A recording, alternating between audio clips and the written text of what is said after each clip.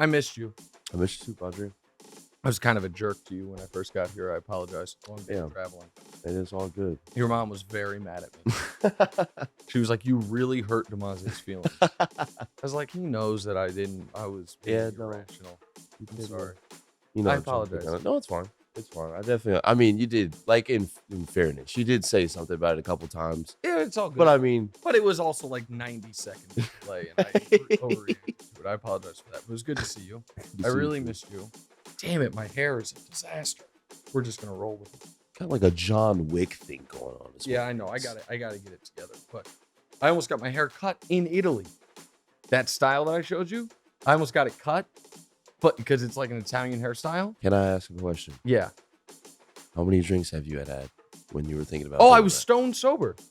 Okay. I wasn't stone sober most of the trip, but in that moment I was. And your mom and I walked down to the guy, but then she didn't trust him. Yeah. She was like, no, you got to have a black guy cut your hair. I'm like, this is an Italian hairstyle. You have to see. I've actually got a funny story about that, but you've got to see who gets out of the chair. Like, I feel like you have to watch him cut somebody's hair. You got a haircut since our last. This was not intentional. Well, the haircut was intentional. The length of the haircut was not intentional. Of course, yeah. Obviously got the haircut. Yeah, it didn't accidentally be like, I thought I was at Applebee's. What are you doing? Yeah, funny guy.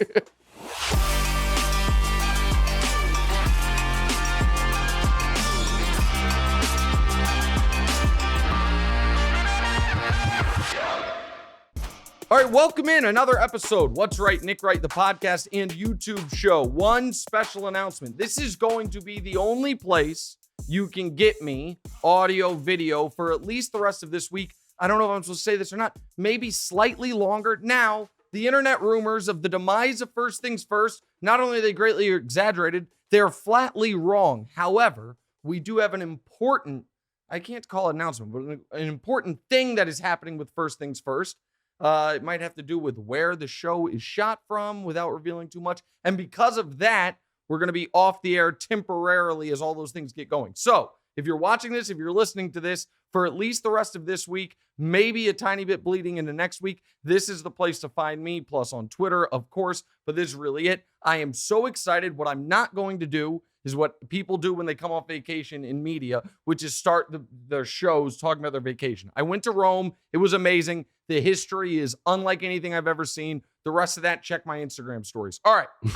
Now, we will get the show going the way we always do by discussing what we are not discussing on today's show. Here is what did not make the cut for our return show of What's Right with Nick Wright. The Game of Thrones return that has not made the cut for a number of reasons. Most notably, I have not yet watched it. That is a show I watched with my wife. My wife, just a total soldier, 9 days in Rome, partying almost every night late into the night, flies back to New York and just goes out.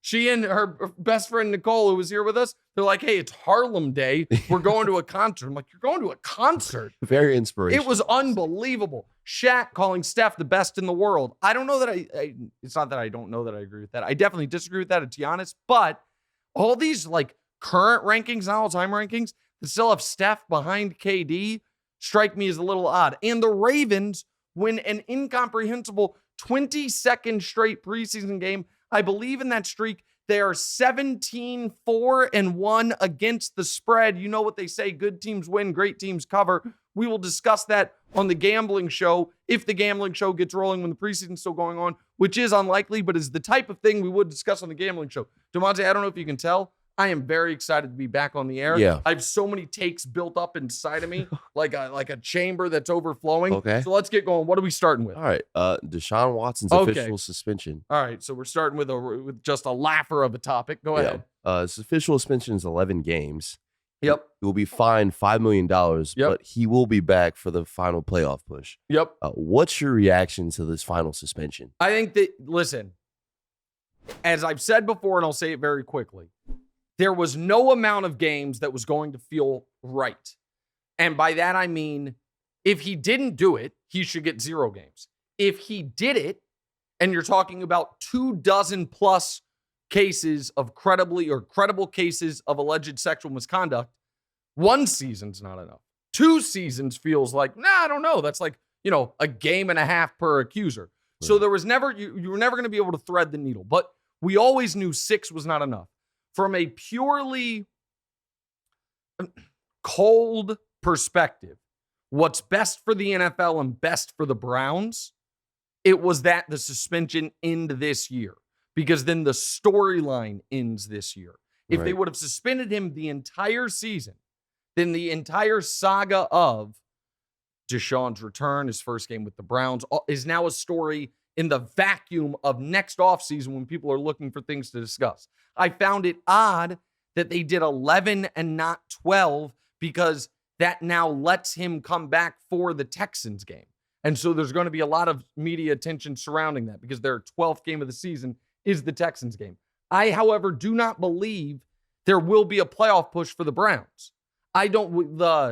What does their record need to be in order for them to be a credible playoff contender? 7-4 after 11 games? Some people might say 6-5, but the other element of this, and this is to me the more I guess unique opinion, is I think the Browns fans and management are going to look back on this trade as such an absolute football disaster. Not just, forget PR, forget morality, forget all of those things. From a football perspective, Deshaun Watson did not play at all last year. Right. He is now not going to play for the first 3 months of this year. He is an incredibly talented player. With that said, we have seen a team quarterbacked by Deshaun Watson that had deficiencies in other areas go 4-12 when he was the quarterback for the full season. So what's my point there? Because they're not going to be able to call it restock their team through the draft the way they would otherwise like to, because of the trades and what they gave up for him, because of the time off, because of all of that, and because the quarterbacking in the AFC is now so overwhelming, I think the return on investment from a pure football perspective is not going to be what the Browns wanted. And because he wasn't suspended the full year, if he was suspended the full year, his contract would toll, which means basically he would like freeze in time. Right. And he should be paid in 2022, he'd be paid in 2023, right, so on and so forth. Because he's coming back this year, that doesn't happen. The contract goes on its regular timeline. So in 2023, 2024, 2025, and 2026, just quickly, Deshaun Watson has either the highest or the second highest cap hit of any player in the sport all 4 years. So you don't have your first round picks. You have the most expensive quarterback in the sport, who right now might be the 5th best quarterback in his own conference. And people can say that's oh, Nick, you're underselling him. Mahomes, Allen, Herbert, Burrow, Lamar. There's 5. Now, you want to argue Lamar over a couple of those guys? You can, but you also could argue all of those guys over Lamar. And that's before some people love Russell Wilson. I'm sorry, over Lamar, over Deshaun. Some people love Russell Wilson. There's other people that could have been included. So if I had to guess, I know I'm stepping on what you were I just looked at it. You were going to ask me what their record was going to be. My apologies. Like I said, I got a lot of takes built up. I'm ready to go. Good. I think that if you look at the Browns through the first 11 games, what are to me games they're definitely losing? To me, they're definitely losing to the Chargers, to the Ravens, to the Bengals, to the Bills, to the Bucs. That's 5. Those aren't definite losses. Say in those 5 games, they go 1-4. Then their other games are Panthers, Jets, Steelers, Patriots, Dolphins. So even if they're not going to sweep those with Jacoby at quarterback. So yeah, I mean, I think 6-5 is the best they can hope for. And I don't think Deshaun's going to come back after nearly 2 years off and just be a star. And just be awesome. Right. There's going to be some rust. There's going to be all of that. So I don't think it'll be a playoff push. I think the Browns fans are already upset with this. I think they're going to get more upset. Okay, are we good to move on? We are. Let's move on. Let's do it. Social media lit up after Giants rookie Kayvon Thibodeaux was wow. hurt. Well done. Yeah, no. Well done. You've really gotten good at that. No, I mean, we're in Houston, Papadoe. I know the DEAUX. Oh, you're right. Yeah. But also, you've just gotten really good. You also didn't call him Thibodeaux. Yeah, Thibodeaux. No, you did a great job. Okay. 100%. So go ahead. He says he's okay, but it looks like a dirty play. What do you think of the situation? Yeah, listen, I think that play, this is one of those, I'm going to use a very tortured metaphor here, okay? But just follow me for a moment. If you have too much to drink and you drive into a stop sign and the person you were at dinner with had the exact same amount of drinks as you did, the exact same weight, they have the exact same level of intoxication, and they drive into a bus stop with people standing there, your penalties are going to obviously be greatly different, even though your crimes were the same. It's because the result, we are judging the result rather than the action. All right. This, to me, is a vintage example of judging the result. And I'm not trying to compare the block to drunk driving. Point being, that block happens a dozen times a game. On that play, and I'm not trying to get too X's and O's nerdy football, but on that play, the tight end's job is to come across, seal that outside linebacker or that pass rusher, that rushing player, and to do that, they often go low. Football is an inherently dangerous game. The league has decided, and I know it bothers the players sometimes, but the league has rightfully decided we are going to penalize you for going high. So, and the players know we don't want you to come at our, basically knee down. But now all of a sudden the strike zone area is shrinking. And if you're going to get the penalty for going high, you're going to err on the side of low. Additionally, if you watch the play, Thibodeaux, again, I don't want to get too X's and O's on it, doesn't play it great. You see that play happen all the time in football. And what you see is, I remember guys used to do this to J.J. Watt all the time. And what Watt was unbelievable at was keeping his hips parallel. Correct. What you're swipe and put his hands down. All right. Get his hands there, keep his hips parallel to the sideline, have his hands ready, and when the guy comes, he almost would propel off the guy around him. Thibodeaux at the last second turns the other way, turns to where instead of facing the sideline, he's facing the end line, and the guy, by the way, seemed to be aiming at his hip, and it slid down and hit him in the knee. So I did not think it was a dirty play. I think it was an unfortunate play in an inherently violent game.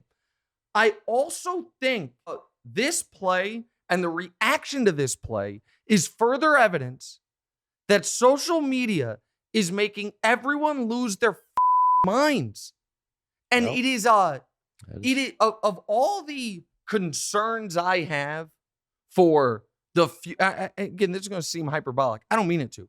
For the future of civilized society and our ability to communicate, discuss, and interact with each other, the reaction to this is another check in the column of we might be screwed, because nobody wants to operate in anywhere in the gray.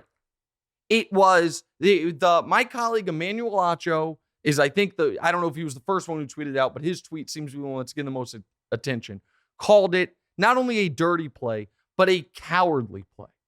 You then had people lining up, either saying, yep, the guy who threw that block is a dirty player. Guy's trying to make a football team. And then on the other hand, you had guys lining up on the other side saying, it's not even gray area. It is as clean. It's the only way to play that.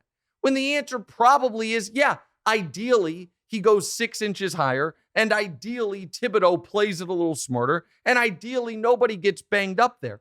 But people are just so adamant, so righteous. And the other thing is, and this is not my original opinion, but it's one I espouse a lot because I heard it 7 years ago, and it struck me as so smart about one of the issues that we have in this country politically now, but it's now spilled over into everything, which is people get tied to opinions the way talk show hosts used to.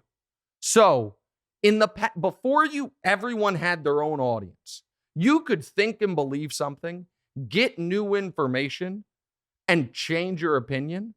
And the only people who knew you changed your opinion were your closest friends and family, right?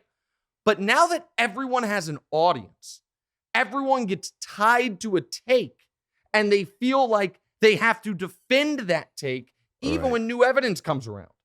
And so if you saw Acho's tweet and you're like, listen, I didn't play football. I don't know. He played football. He says this is dirty. So you fire off a tweet. That guy should be suspended for the year. It's a dirty player. I'd cut him. And then you see 7 other former football players say, hey, I did play like Acho played. I disagree with him.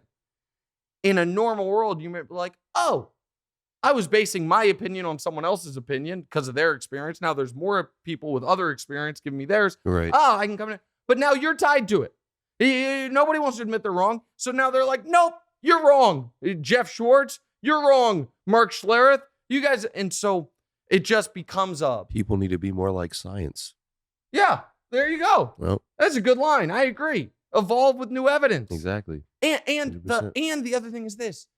Folks, as we've learned from the Draymond Green media experience, not everyone is prepared to deal with the take backlash and to learn the way I have learned over almost 20 years of doing this, how to wiggle out of your worst opinions. How to find a way, a little sleight of hand, and be like, "Oh, look over here!" Yeah. And now you're free and clear. So instead, they're just arguing and cursing and yelling. All right, what's next?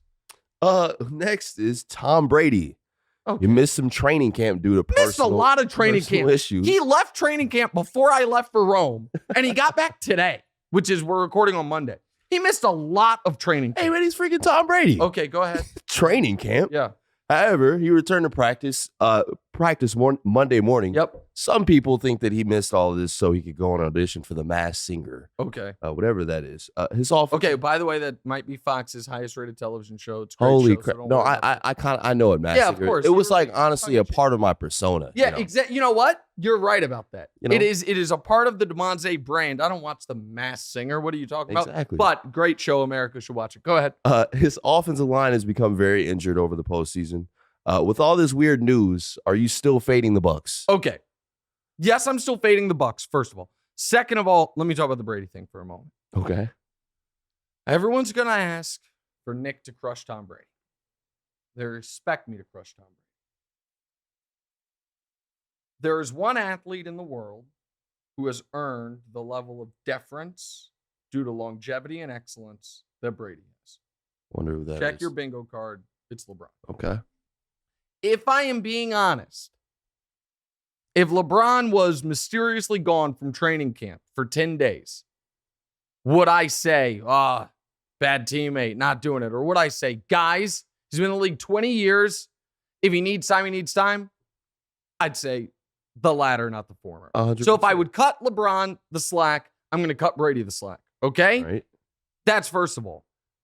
With that said, this is me giving myself an out on that opinion. If I decide I want to crush Tom Brady. Okay. If he did this to go on The Masked Singer, I take everything I just said back. You can't do, if you did this because, hey, I told my wife I was retiring. She scheduled a family vacation. Okay. I then told her I was coming back, and part of the negotiation was all still go. And she was like, it's the middle of training camp. Baby, I'm telling you, I'll still go. We'll work it out. Then I'm fine with that, right? Then it's not that to me is, there are a lot of reasons. If it is to go on The Masked Singer, even if you might be like, if he's going to miss time, what does it matter what he's doing? I just think it's such a bad look for the team and for his teammates. 100%. It's, if LeBron, to use the same example, missed training camp, but then we found it was because he was on Dancing with the Stars. Yeah. I think people would be like, dude, what are you doing? Now, to the actual Bucs. Yeah, I think they're screwed. Toon Squad. I think they are screwed. Now, screwed like they won't make the playoffs. Julio Jones? Yeah, I feel like that's huge. I think, well, listen, we'll see if he can have a resurgence. His last year in Atlanta was mediocre. Last season in Tennessee was bad. We'll see how healthy he is. Okay. But listen, they're in such a bad division that they'll still be a playoff team. I would expect that. But the one place that Brady is most vulnerable his whole career is not if you can get pressure from the edge, because he's so smart and can get the ball out so fast. Even the best edge guys usually can't get to him in time. It's if you can get pressure up the middle. I'm not breaking news here. Both his starting guards left the team this offseason. His starting center, who was the guy, and that's our clock, but this is going to be a long show because I have all these extra takes built up in me, and I wasn't on TV today. His starting center, who was the guy, if you remember, when Brady unretired, he called and he got the contract extension. Ryan Jensen. Okay. Jensen out for the year. This weekend, one of the guards they brought in, that was going to replace one of the starting guards, Stinney, he's now out for the year. So, saying great. And it is at the worst spot on the team. The Ryan Jensen injury, I said it when it happened, aside from Brady, I think it's the single worst injury Tampa could have suffered. A bigger deal than even Mike Evans getting hurt, because Brady can work with other receivers. Right. And you lose arguably the best center in football. So I think that's a big problem. I do think Brady flirting with retirement, flirting with other teams, now missing training camp, while I'm not going to crush him for it, is an indication that he maybe isn't as 100% dialed in as he has been in the past, which is understandable. The guy's going to be 45 years old. All of those are reasons to fade the Bucs. Now, I want to pull up their schedule real quick. Is that a reason that I think they're not going to win the division? Of course not, because I don't believe in the Saints. The Panthers are the Panthers, and the Falcons might be the worst team in football. But could the Bucs start off 1-3? Put this as a promo for the gambling show. Make this prop bet. I would, if you set the over-under on the Bucs wins after 4 weeks at 1.5, I would bet the under. If you set the over-under on Bucs wins after 4 weeks at 2, where I get a push if they go 2-2, and I only lose at 3-1 or 4-0, I would hammer the under. Week 1, they're at Dallas. Week 2, they're at New Orleans. Again, I don't love New Orleans, but New Orleans is the one team in football who's beat Brady up throughout he's 1-3 against them in the regular season since he went to Tampa. Week 3, home for the Packers. Week 4, home for the Chiefs. Then gets incredibly soft after that, with the exception of a 2-week stretch where they have the Ravens and the Rams. So I don't think they're going to, I think they'll make the playoffs. I don't think they're going to have any chance of a 1 seed, and I don't think they're going to have any type of playoff success. But because of that division, I still believe in them that they're going to have a successful year. All right, what's next? So bet the under 1-3. Got it. Yeah, you got it. You're a gambling expert. Yep. Go ahead. So, of course, LeBron's extension made it to the show. Yeah. LeBron and gold. Still talking about it. Go ahead. LeBron and the Lakers have agreed on a new contract. The 2-year extension includes a 2024-2025 season player option. Yeah. That, of course, is when Bronny could potentially be in the league. Yeah. You said he shouldn't do a deal early. Yep. Do you think he resigned just to solidify the player option in the 2024-25 season? No, I don't think he would have re-signed without it. But I don't think because he would have had the ultimate player option a year from now, which is free agency, and he could have then just signed a 1-year deal anywhere. I was shocked by this news, to be clear. I made it very clear that I thought there was no upside to LeBron re-signing. The only upside is, if he suffers a career-ending injury, that way he gets the $97 million. And with respect to $97 million, that's not moving the needle for LeBron. I know he is trying to buy a team, so every dollar matters because you need billions, and he's at a little over $1 billion plus. But still, the financial security, I do not believe was the reason he did it. I believe, and the other part of it was, I thought there was a chance, even if he wanted to stay with the Lakers, he would do it for less. The reason, okay, yeah. Go ahead. What were you going to say? No. I think because you were saying that he didn't do it for the money. I thought you were going to go on to say that he did it because Kyrie Irving is going to the Lakers. Well, you're almost right. I believe that the discussions were between Rich Paul, Rob Pelinka, and LeBron were this. Guys, what are we going to do to make this team better? All the media reports are you won't trade those future draft picks to bring in Kyrie, or if Kyrie ends up not being available, I think he will be, do something else. And I think what Rob Pelinka said is, well, we can't trade our entire future if we think LeBron might leave in 8 months. That would be poor management. If you guys commit to us that we have at a minimum, instead of 1 more year of LeBron, a minimum of 2 more years of LeBron, because that's all this guarantees because of the player option. Right. Then we will commit to you, if the right trade's available, the 27 and the 29 first-round picks are on the board. Does that make sense? Yeah. Because that's the only reason I could come up with as to why LeBron would agree to this, is that they told him, if you agree to this, then we will go all in on year 20 for you. Right. Which I don't think the Lakers will win the title. And as presently constituted, they can't win the title. But if in LeBron's 20th season, he not only passes Kareem Abdul-Jabbar in all-time scoring, which is going to happen midway through this year, but does it while playing at an all-NBA level, which he obviously did last year, and somehow the team were to win the title, and it's the title that breaks the tie with the Celtics for most titles in franchise history, if that all were to happen, then the GOAT debate becomes afterthought. Right. Then it becomes, can you believe people were still arguing about it? Right. So, but they can't, they do not have enough to win the title this year unless they add a true difference maker, which they're not going to be able to do without getting rid of one or maybe both those future picks. All right. That was a big, meaty A block. We might have an even longer B block. This might be the longest show we've ever done, but that's fine. I'm excited to be back. Take a quick break. Come back.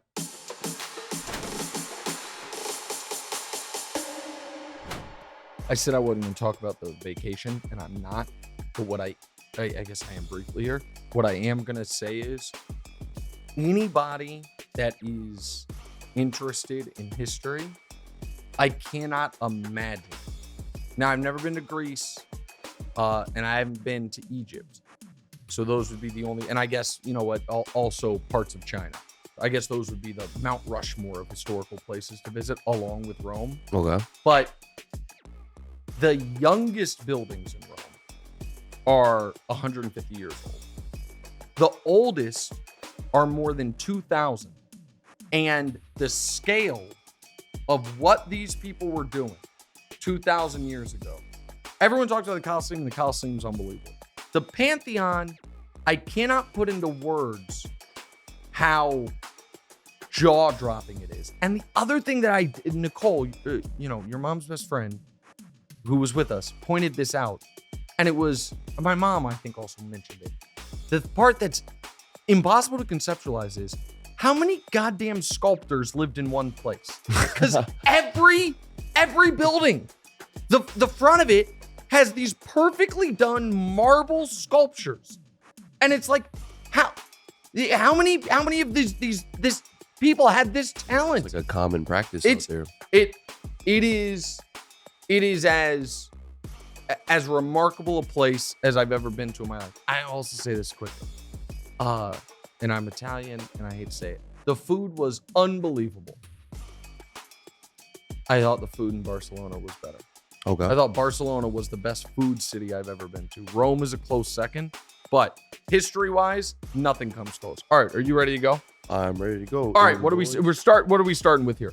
We're gonna start. We talked a little bit about this yesterday. So I took an Uber. Oh, good. I'm glad. This would be a good little rant before we get back to the sports. Go ahead. Yeah. So you displayed some distaste for that. Not for you taking the Uber. No, of course. No, nothing. Okay, sorry. Let me go into. Yeah. So I took an Uber yesterday, and for the first time, I noticed that they had like an option on there, or that I could pick if I wanted to have a conversation. I could change the temperature and everything. Yeah. But the one that stood out was picking either to have a conversation or to have there be no talking. Yeah. And I had never noticed that until yesterday. You said it's been there for a while, but it seemed like you sort of had a problem. Okay. Well, you hadn't noticed it until yesterday because I think you were accidentally taking expensive Ubers. Because I don't think it's because here's why this is so outrageous for a number of reasons. Let me make sure I'm right about this. First of all, I do not believe it to be an option on Uber X. So the cheapest Uber, if I were to get an Uber right now, I'm not going to actually get it. But I do that. Yeah, it's not an option. But if you do like Uber Black SUV, it is an option. Okay? At least on my phone. Wow. So first of all, it's saying if you're, paying extra, we'll give you some perks. Choosing the temperature seems totally reasonable. Right. Especially, by the way, if you are paying extra. If you're paying extra, you're like, you know what? paying a lot of money for this ride. Right. I would like it to be like a private driver. Right. If I'm going to pay a price of a private driver, I'd like it to be where the car's the exact temperature I would like. And it also asks you, do you have bags you need help with? Right. So the driver knows to get out. You know what? Fine. You want to pay for that? No problem. The fact that there is an option that the driver sees on, am I allowed to speak to this person, is such an indictment on our inability as humans to interact with each other. By the way, I am not saying you have an obligation to talk to people. Right. The take is not you must talk to your Uber drivers at all time. Maybe you have a business call to make. Maybe you just got terrible family news. Maybe you're just exhausted. Maybe you're the way I was when I would be in studio for First Things First. And sometimes I'd take the train, sometimes I'd take an Uber back. And I had just talked for 3 straight hours. And the last thing I want to do is have a conversation. Right. It is reasonable to be like, I don't want to talk right now. But it doesn't need to be clicked through on an app. Have a moment with another human being. Hey, thanks for the ride. No problem. Guy starts chatting. Respond to him. And, sir, I'm not trying to be rude. I've got a phone call to make. Sir, I'm not trying to be rude. I'm exhausted. And then that's it. Right. But to have it be a button. So theoretically, the point is, I won't even have to look this guy in the eye. Right. I'll never have to speak to him. It is, and it further tries to draw the line in the gig economy amongst people who use the gig economy and people who service the gig economy. Okay. It's the same. I understood on the DoorDash and Seamless stuff, the no contact delivery. Yeah, if it was a health issue. Right. But now people who are going to nightclubs maskless are doing it so they don't have to talk, so they don't have to interact with another human being. It is, again, our society is fraying, and it's hanging by a few threads of social norms and politeness. And we are just hacking away at those because you want to click a stupid button so your Uber driver doesn't say, so, you live in New York or are you visiting? Like, oh, I can't have that interaction. Like, don't subject me to having to speak with another human being. It's dark. It's dark. It's dark. It's outrageous. I hate that they added it. I think it's an indictment on everyone. And anyone who uses that feature, I judge you. Again, I do not judge you. Hear that, Matt? Tell your Uber driver. Matt uses it. Coming for your head right now. Matt uses it. Our producer, Matt, uses it. Matt's a bad 6 weeks from being an Uber driver. And he uses it. All right, so I didn't mean to throw Matt under the bus like that. Matt just defended himself and said no chance. I got real frisky there when I said he's bad 6 weeks away from that being his only job. My apologies, Matt. I was so shocked that you would use that feature. No, Matt said that if he were to have used it, he told me the exact situation that he would have used it in. Yeah. And I understood. Okay. I'm going to go ahead and say there's one person on our show that I think uses it. Gabe? Of course. The guy lives in a palace by the beach. Has a gorgeous, wife who I think... This is bullshit. Look at him. Bullshit. Bullshit. You know what? I'm pressing the button. I don't want to look at your house, right bro. Now. You guys, look at Gabe's background. Look at those paintings. Look at the architecture. Even the recessed. I mean, look at this. I mean, this is that. Again, I didn't say Gabe would do it. I just said if we were having a draft, it was beautiful wife. Hello. And I don't want to say, by the way, we're off the rails and we'll get back to the sports quickly. Or we'll quickly back to the sports. Funny story about when I met Gabe. Gabe and I worked together for like a year. And I'm not going to say Gabe's wife's name because it's not the public's business. Right. But it's a name that could be a guy's or a girl's name. And I would say it's more typically a guy's name, at least when I hear it, that I think of that. And Gabe mentioned her. And I'd known him for like a year. And I'm like, man, I had no idea Gabe was gay. I was like, not that I didn't care one way or the other. Right. But usually you have you know someone for a while, you get a feeling about it. And then I thought that for like another 6 months. And then I met her and I'm like, oh, it makes a little more sense now. It's like, oh, okay. Oh, no, but my so again, gosh. the point that I was making is I don't think anyone on this show would do it. But if I was having a draft and it was one person on the show, we have confirmation, click the don't look me in the eyes, petty Uber driver. Yeah, definitely. It's not going to be Nick. It's not going to be Matt. It's not going to be Victor. It's not going to be our amazing intern, not intern, I apologize. Our amazing producer, Kara, who last night went through a podcast. In the middle of Sunday night, working extra hours. Gabe's drinking Chardonnay by the beach. All right, let's get to the actual show. Sorry about that. Go ahead. All right, so back to the sports. Uh-huh. You interrupted your vacation to make a tweet about KD and Kyrie. Mm-hmm. You said, well, you think that the NBA 2022's Christmas schedule means that they will no longer be in Brooklyn. Mm-hmm. The latest rumor is that the Jaylen Brown package is still the best offer on the table. Mm-hmm. Can you But believe? there's also a rumor now that the Grizzlies might be involved. There was a latest from very early this morning. Shams said that the Grizzlies might be involved, trying to include their picks. But go ahead. Yep. Picks. Go ahead. Can you believe you're still talking about KD after his whole checkmate move? Well, no. Of course, I'm going to keep talking about this because I think it's about the Nets. Sorry. Yeah, not no, KD. you're fine. The Nets. No, listen. This is going to drag on, but KD is going to get what he wants. He is going to get traded. There is no question in my mind that he is going to get traded. And there are 3 teams that from the very beginning, I said, and this is one of the things that frustrates me about sports media. I'll be totally candid. I think that some of the best sports media is barbershop talk, right? The type of debate you have at the barbershop. Right. But the distinguishing factor is supposed to be that those of us with a platform, okay, have a responsibility to be informed on what is and isn't realistic. Right. So the barbershop talk, like all-time greatest, hypothetical things, whatever it is. When it comes to could Team X trade for player Y, there is a level of, I would not to be too extreme, responsibility to actually tell the audience, well, here's what is and isn't possible. And there were 3 teams from the first day KD demanded a trade that I said could check every box of what the Nets want back. And I'd be shocked if they don't get involved.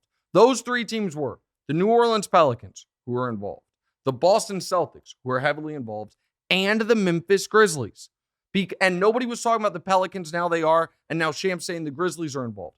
Because those were the 3 teams that could include a young all-star-ish player, Jaren Jackson, Jaylen Brown, Brandon Ingram, had their own picks and extra picks to include in the deal, and their young player was making enough money that you could make the salaries work. It's what the Miami trade never was going to be able to work because Bam couldn't be a part of it. Right. The Suns trade never was the only chance it had was with Ayton was what they wanted. Once he re-signed, it was gone. The Warriors trade, to me, financially and players-wise, you could make that work, but it would just have been shocking if KD would have signed up for that. So those, to me, if I were those 3 teams, those are I would be making calls to the Nets. And if I were the Nets, I'd be like, these are the 3 teams that we should be keyed in on more than anything. And so, yeah, I think that eventually this trade happens. I think it probably is to Boston. I've made it very clear that I think the Pelicans are the right move. The problem for the Grizzlies, and I said it was Jaren Jackson Jr. just had knee surgery. So how much does that hurt his value? Okay. We've got a lot more to do this segment, so let's just keep rolling. Go ahead. A lot more, and it's time for, I think we played this game one time, maybe. Likely, maybe, or what if. Okay, so DeMonte's going to lay out a situation, and then I'm going to tell you it's likely this, it might be that, or what if it's this. 100%. All right, go ahead. UFC president Dana White claimed he was close to brokering a deal for the Raiders for Tom Brady and Gronk to go there before they signed with the Bucks. Gronk said it really did happen. But John Gruden nixed the deal. Apparently, Brady was already looking at houses in Vegas. Do you think Brady was actually going to Vegas? Oh, I think it's likely this is totally true. Okay. I think that it also then poor Derek Carr, but you remember Brady went on the shop And I don't know if it was Maverick or LeBron. One of them asked him about it. Might have been PR. And he said that there was a team out there that I thought was interested in me and then said they wanted to stick with their quarterback. And I said, you're going to choose that motherfucker over me? Wow. And I don't think he was saying. So now I think A and B, yeah, like you connect the dots a little bit. Right. And I don't think he was saying it. The tone in my voice was probably a little misleading. I don't think he was saying it like that guy is a bad guy. He was saying it like, I'm Tom Brady. I'm Tom Brady, and he's not nearly the player I am. Right. It doesn't shock me at all that John Gruden would not want anyone on his team that is a bigger celebrity than him. Let's not get it twisted about why John Gruden didn't do this. It was not because he thought Derek Carr was better than Tom Brady. It was because the Raiders' success was going to have to be because of the brilliance of John Gruden. And he would cut off his nose to spite his face in that regard. Like, that's who he is. And so it doesn't shock me at all that he nixed it.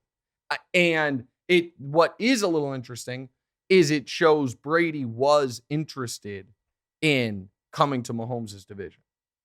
That is an interesting element of it. What do you think? Brady just wants to? No, but I think when he went to Tampa, a lot of us, myself included, were like, well, yeah, they have this roster and these things and good coach, but it also is such a soft division. Right. Carolina was a mess. Atlanta was trending down, and everyone knew that Drew Brees was going to retire very soon. So it's like, oh, you go from the AFC East, which is always easy, to this place, and you're going to be able to run.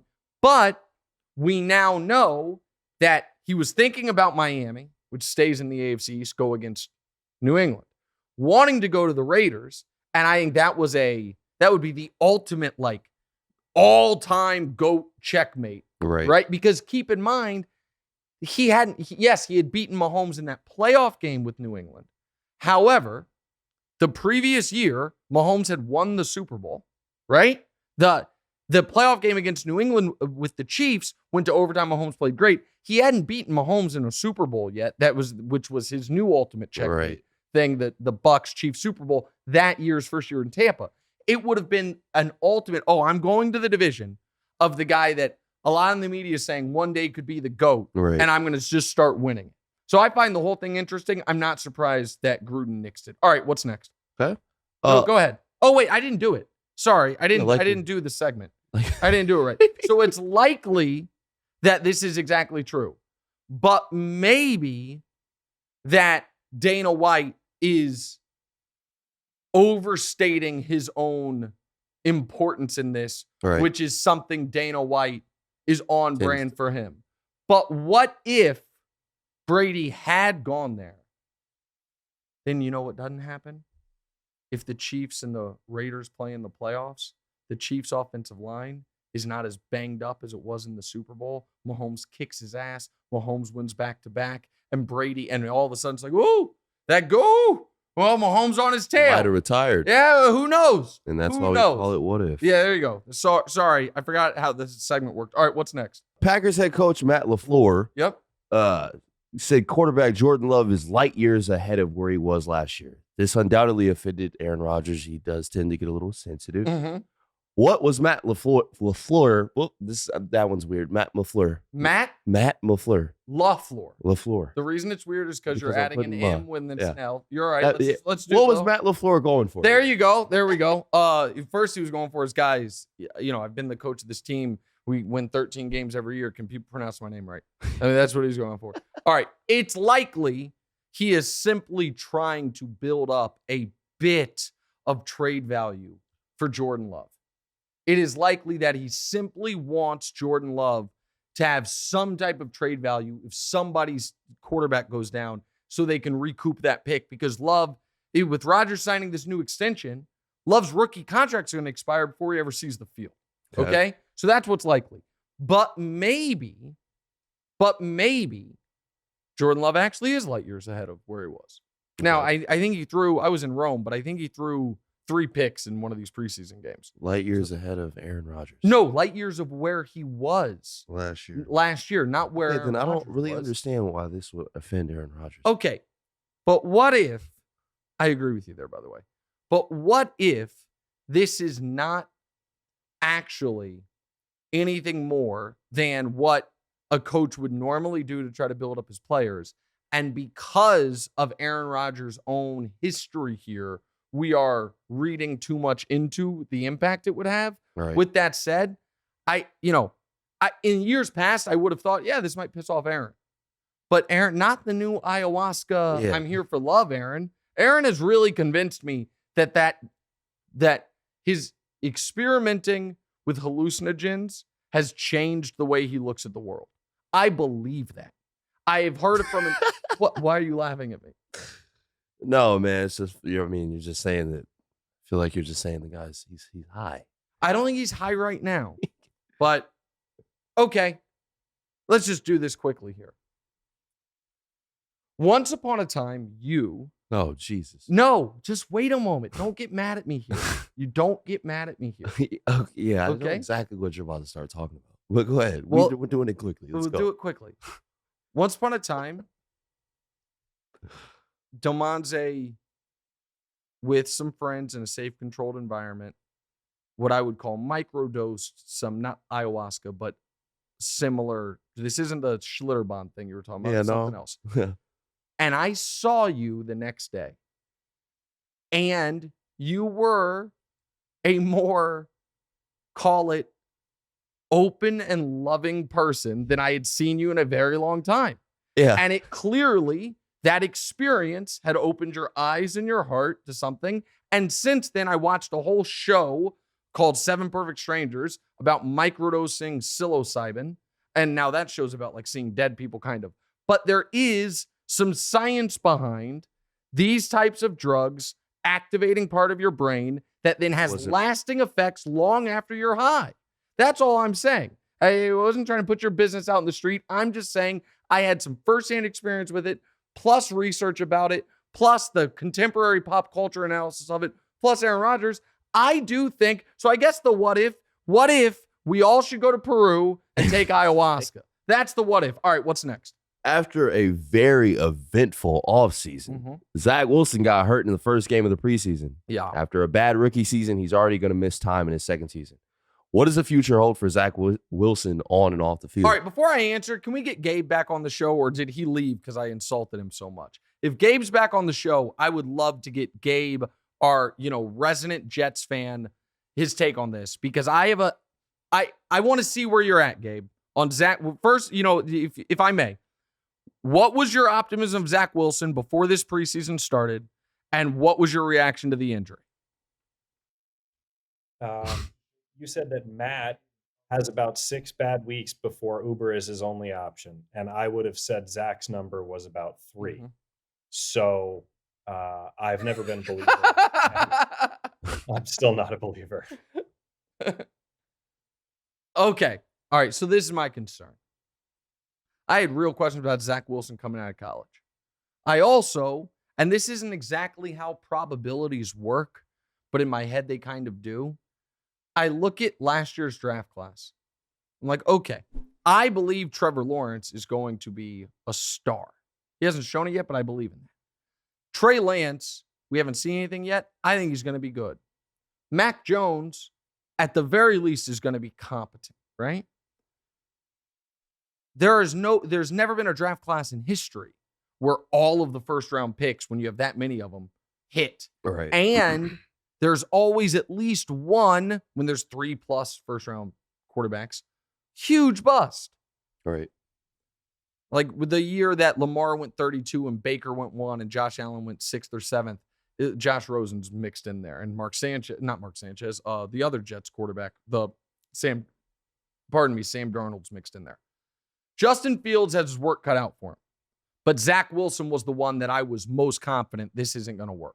Partially because I didn't believe in Zach, and partially because some guys just go to the wrong team and they're snake bit and it's just bad luck. Starting the rookie's second year off with a significant injury where he's going to miss time is the most devastating possible outcome for Jets fans. So it's likely that the Jets are again in the quarterback market 2 years from now. That this year they're like, he started off hurt and he had some flashes. And next year they give him one more shot and then they're done with him, similar with Darnold. Okay? That's likely. But maybe he escaped injury and significant injury. And because he had some moments last year, he puts it together and has a promising season. I think that's incredibly unlikely. But what if Zach Wilson, I do not believe this is going to happen, takes the embarrassment of this summer with the thing involving Cougars and his mom's friend and all of that, and then the injury, and uses it all to have the most improbable, great season we've seen from a young quarterback in a decade. That's not going to happen. I'm sorry, Jets fans. It's going to be a long, another decade. Okay, next. Leave that an open take. Yeah. How are you?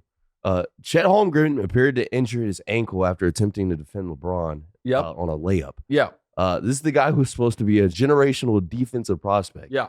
Is this a big deal? Okay. It's not. It's likely that this is just bad luck. Okay? And I know everyone expects me to crush Chet here.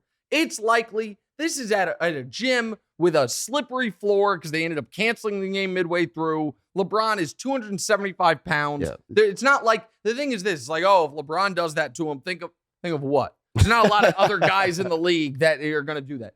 It's likely this is just bad luck. But maybe it is absolutely a sign of what I am concerned about, which is the guy's biggest strength right now, this moment, is supposed to be his defense. And yes, he is going to be able to get to block shots from places other guys can't. But when it comes to guys bodying into him, he is going to cause such little resistance, and it is going to have such a little ill effect on their ability to finish as long as they can handle the contact and knock him away. But maybe this is a sign. But what if he gets freaking jacked? Okay, well, that's not what I was going to say. I don't know. Sure. My take on the Chet Holmgren body size thing is very clear. There's two options, neither's great. One is this guy who was a potential number one pick of the draft, was one of the top high school players in the country, has just chosen not to gain weight. That's an indictment on work ethic. Everyone says that's not true. The other option is he really wants to gain weight. He knows it's his biggest weakness, maybe only weakness, and can't do it. That's even more concerning. Yeah. If you got a kid in school who's getting D's on all his tests, and it's because he's playing video games all night, that's one thing. If you have a kid in school who every time you come home is studying, and every time he had all his homework done, and he's asking you for help, he's getting D's on tests, you got a different type of problem there. and so like, it's almost the working hard and not succeeding is a problem. Yeah. The what if I was going to say is, what if, and this is the biggest concern, Chet has to drastically adjust the way he plays in a way he's not comfortable with because he can't sustain the contact, because he will get hurt or banged up or nicks and bruises where other guys wouldn't. So he can't play free the way he wants to, and instead has to change things. That's the biggest concern. So yeah, I don't think this is what I thought was a bigger deal was the guy who will never play a minute in the NBA. I don't remember. Kenny Lofton something, I think was his name. Kenny Lofton Sr. Junior, senior, one of them. Yeah, it was some, but he wasn't the kid of the baseball player named Kenny Lofton. That guy bodying Chet. LeBron does that to a lot of people, but it is a concern. All right, what's last? Now, Lamar Jackson said he is putting a week one deadline on contract negotiations with Baltimore. Mm-hmm. Apparently, the Ravens have already made a huge offer, at least one. Yep. And John Harbaugh said the deal will get done when it gets done. Why is it taking so long? Well, I think much like it's likely that the Deshaun Watson contract has screwed things up for everyone trying to get deals done, similar to how the Rudy Gobert trade has screwed up the NBA trade marketplace. When Rudy Gobert goes for 5 first-round picks, if you're trading Donovan Mitchell, you want 6. If you're trading Kevin Durant, you want 7. When Deshaun Watson gets a fully guaranteed deal, Lamar says, I've won as many playoff games as Deshaun Watson. I have a league MVP. I have no off-field concerns. Right. I'm not on a second team. Why would I not get a fully guaranteed deal? The Ravens, understandably, don't want to give him a fully guaranteed deal. I love Lamar. I wouldn't want to give him a fully guaranteed deal. The guy needs to hire an agent. Of course. So it's likely that This doesn't get done, and it doesn't get done because he doesn't have someone telling him, Lamar, we've got to do a cost-benefit analysis here. Yes, you might be right in principle that if Deshaun got this, you should get more. But they're offering you reportedly more than Kyler got in total money and guarantees. Okay?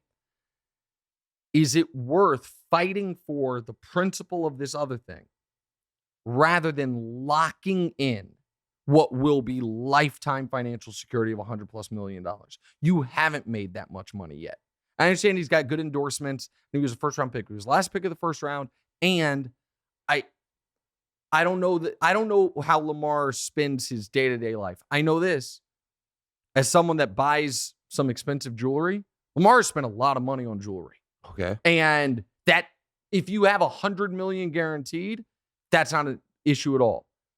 If you have $8 million guaranteed on a 5-year, let me see what Lamar's rookie contract was.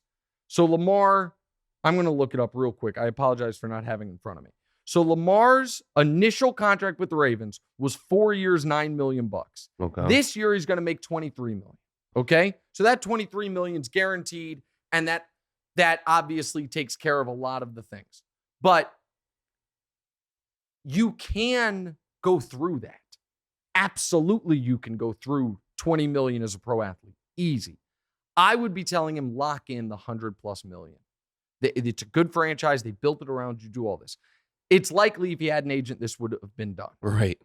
But maybe, even if he didn't have an agent, he would, or even if he had an agent, he'd be saying, no, I am the next guy up. I'm better than the other guys who've gotten paid. You're going to pay me that. And where Lamar does have some leverage is they've built the team around his particular skill set so much that if they lose him, they are so screwed. More so than other teams lose their. If you have just a traditional quarterback, you've built a traditional team. Right. You lose that guy, you still need a quarterback, but it's different in this. But what if he is able to do what Dak did, which is play out the deal, get franchise, or I'm sorry, better example than what Dak did. What Kirk Cousins did, which is get franchise tagged twice and then have never be able to be franchise tagged again, which has allowed Cousins to sign the greatest contracts in NFL history, get for a player of his caliber. So there is a chance if Lamar stays healthy, then he will have played this exactly right and will make more money than anybody ever. Because he'll always take short, fully guaranteed deals, keep hitting free agency as a quarterback. No one will be able to franchise tag him again. But I'm a gambler, and that's a risk I wouldn't be willing to take. Okay, I told you today's show was going to go long. This is going to be our longest show ever. We have a final block where there's an allegation of theft that must be addressed. We will do it next. What's right?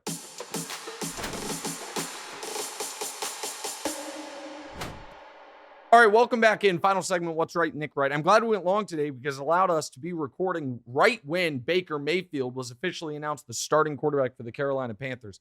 This, to me, is actually not a huge story. Once the Panthers traded for him, he was the starter. And it's not because Baker's some unimpeachably great quarterback. It's because Sam Darnold, over the last 2 years, has been the single worst quarterback in football. Sam Darnold, over the last 2 years, is ranked 44th or worse among starting quarterbacks in every major category. There's only 32 teams. Okay? So Darnold was never going to be the starter. Baker was going to be the starter. So Baker's the starter. I'm glad we got that in there. Now I want to discuss something because I got a tweet last night. And the tweet read, let me find it because it was sent to me and then I sent it to our crew. So I want to give credit. This is from Zijan Khan on Twitter. Bill Simmons had a segment on his podcast today playing the defense attorney for Kevin Durant. Looking forward to hearing what Nick Wright has to say about that on his next show of What's Right. So I sent that to our group, and Kara, who I inaccurately called an intern earlier, I apologize. I don't know why I did it. It's probably, to be totally honest, probably my own latent, sexism somewhere in my brain. I didn't mean to do that, Kara. I apologize. Kara did an amazing job, and within a half hour, texted the group. I found it. 30 minutes into the episode, he said, it's a new segment I'm calling Defense Attorney. and lays out the case for another 30 minutes and closes out his argument by addressing the jury. So now we can take the full shot. As you can see, we on this show have been doing something called Nick Wright Public Defender for a couple months now. We have props. Bang the gavel, DeMonze. He's wearing a wig. We have a gavel. We have all of it. So the question is, do I think Bill Simmons stole this idea? And now in a meta version of sports media breaking the fifth wall, I am going to play Nick Wright Public Defender defending Bill Simmons. Bill Simmons defense attorney segment. Ladies and gentlemen of the jury, this is a very simple case. This is a case of reputation, history, and an incredibly crowded media landscape. Does my client, Mr. Simmons, acknowledge that it is very clear we have video evidence that the prosecution has shown you that, yes, there's another podcast called What's Right with Nick Wright that does a segment that is essentially exactly what my client did. Yes, there is. And the prosecution also showed you that my client, Bill Simmons, follows Nick Wright on social media. And the prosecution also showed you that my client, Bill Simmons, has a long-standing, very close relationship with a man named Kevin Wildes, who is one of Nick Wright's co-hosts on television. And they have built what appears to be a very compelling, but superficial and totally speculative case that my client, a man who sold a media company for over $100 million, a man who is universally acknowledged as the first major successful sports podcaster in the world, and a man whose podcast is still the most listened to sports podcast in the world, stole something, as opposed to the far more likely explanation, which is that two smart people had similar ideas and were unaware of what the other person was doing. My client, Bill Simmons, is running a company, running an empire, some would say. And while he testified that he does have affection and holds Nick Wright in high regard, is it fair to say he possibly does not have the What's Right show on his daily podcast listens? Is it possible that much like we have demonstrated, Nick Wright once upon a time was accused of stealing a catchphrase about the Brooklyn Nets, calling them the Bitcoin of the NBA, an idea, an NFT. Nick Wright was accused of stealing that from actually another friend of Bill Simmons, one Dave Jacoby. Okay. And what the prosecution didn't tell you is Nick and Mr. Jacoby discussed that after the fact, and Mr. Jacoby totally took Nick at his word that the exact thing that happened here happened there. Two smart, creative people had similar ideas. Now, there is a third party that is the connective tissue between Nick allegedly stealing from Jacoby and Bill allegedly stealing from Nick. That person does happen to be Kevin Wildes, who has worked with all parties, is friends with all parties, produced a television show for Dave Jacoby, is on Bill Simmons' podcast, and works with Nick Wright. So is it further possible that in relationships, discussions, that Kevin Wildes unintentionally, unknowingly seeded ideas or thoughts into the brains of Nick Wright, Dave Jacoby, Bill Simmons, just in passing references that, similar to the movie Inception, which the accuser Nick Wright has a very, maybe ask him after the show media about seeing the Inception with his son, a young son, DeMonze, and what Nick Wright's mental state was at the time. And see if you want to believe that he is the most upstanding member of the community. But we're not here to defame him. We're here to defend Bill Order. Simmons. Thank you. that inceptioned ideas into brains? Or is it possible that it's just, hey, as fun and funny as the Nick Wright public defender bit is, it's not exactly reinventing the wheel. It's just defending an unpopular take and giving it a name. Okay. So there's off chance that he missed the public defender segments. I would say it's overwhelming, Your Honor. And we have submitted into evidence Bill Simmons' phone, and you can scrape the metadata, and what you will not see, pardon me, is a subscription to the What's Right show. We know that hurts Nick Wright's feelings, who thinks the entire world is subscribed to it. My client, unfortunately, is not. So, while the two segments are incredibly similar, there was no theft here. This was just two smart people who had the same idea. Your Honor, I rest my case. Bang the gavel. I think people are shocked that that's the route I took there, but that's what I truly believe. The Simmons ain't stealing nothing from me. And by the way, I couldn't. Now I will, after doing a full defense of Bill, I will make him a little angry. I did this morning try to listen to it, and I made it. Kara said it was 30 minutes. I got through the first 22 minutes of it, and I love Bill's podcast. But then in his defense of Kevin Durant, he tried to make a case that KD going to the Warriors was similar to LeBron going back to the Cavs, who had just had the number one pick 3 or 4 years. Okay. So I turned it off. I was like, I can't do it with the LeBron slander, Bill. I can't. But I don't think he stole anything from me. All right, to wrap the show, should I tell the Inception story or not? Since I already referenced a drug use story from you, should I tell her? I was about to say, hey, man, you might as well. All right, if this podcast is over an hour long, if people made it here, they deserve this. What year did Inception come out? I got to look it up. Like 2015. No, got to be 2010. 2010? 2010, okay? So your mom and I are just dating at the time. We're not even engaged. We live in Kansas City. Yeah. And I really and this was back when I smoked weed. And I really wanted to see Inception. So 2010, you were 11 years old? Yeah. 11 years old. So, and there was a movie theater walking distance from our apartment in Kansas City. So Demonze and I walked to see Inception. And we get there early, buy food. And I'm like, I got to use the bathroom. And I went outside. I smoked a little weed because I'm about to see Inception. Yeah. And I'm there with Demonze. And the movie ends. And Inception's hard to follow if you're an adult. He's 11.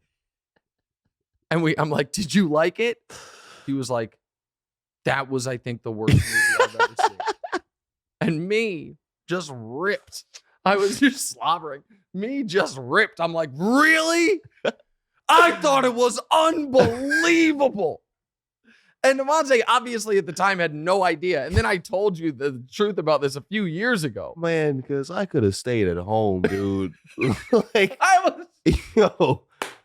no, man. You gotta go in there and get faded and have me watch this freaking Star Trek ass movie. Like, what the hell am I doing here right now, man? That was not my proudest moment. Oh God, when I was 25, I didn't really know what I was doing. I was trying to make it work. And I'm not that super proud of it, but it is what it is. And that movie was unbelievable. We'll talk to you guys on Thursday. Hey, thanks for watching. Smash or just lightly tap that subscribe button. It all works the same to get more from the show.